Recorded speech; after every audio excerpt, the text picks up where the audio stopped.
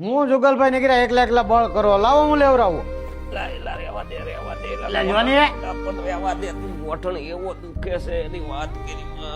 આ તમે એકલા એકલા બળ કરો તો આ તમારો તરીહોરાનો વાંઢો હું અહીં બેઠો બેઠો કરે. ખોટી મગજ મારી માર્યા કરો માં કાકા, હું મારા કામથી રખડતો હોઉં. તારામાં જો બહુ પાવર હોય ને તો આગળ ઊંચી કરીને હોય તો મૂજ જાય. તમે જુગલભાઈ આ બાજુ આવ્યા હોય ને લેવા જોઈએ ને ખબર પડે. લે કરબળ એકડી વૈયા જી ને ક્યાં ઊંચી થાય તને ખબર પડે મારા દીકરાને. આ તારા બાપા આવી 200 ઠેલી ઊંચી કરે ને તો અહીંયા 700 રૂપિયા મળે એને.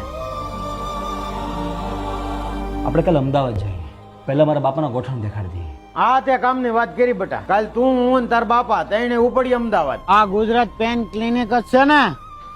એટલે બહુ દુખે છે ગોઠણ. તમે આ બેહો છો, હું કેસ લખાવી નાખું. એટલે તમે વરાજાની જેમ ચાર થઈને આવ્યા. એટલે તને રમે જ થાય કે મારો જીવ જાય છે, મને ઓપરેશન ની બીકે મારી બીપી વધી જાય. હવે તમે અંદર જાઓ અને મને અંદર આવવા નહીં દે. હવે વાડીની બળતરા કરતા નહીં. હે બેન, મને આ બધું પહેરાયું કઈ થાય નહીં ને? હા, એ જવું ઓલું મશીન માં દેખાય મારું ગોઠણ, ઈ જ દુખે છે બહુ બેન. કાકા તમે ચિંતા ના કરો, દુખાવો ઓછો થઈ જશે હમણાં. મેમ પણ બીક જ એવી લાગે છે, ઓપરેશન થી તો આગું રહેવાનું છે, ઓપરેશન કરતા નહીં. આપણે ઓપરેશન નથી કરતા, ખાલી આ સોયથી જ કરું છું. હા, તમને ચીરો કે એવું કઈ નથી મૂકતા આપણે આમાં. મને એવું હતું બેન કે તમે 2-3 કલાક મને રોકશો, પણ તમે મને પોણી કલાકમાં છૂટો કરી દીધો.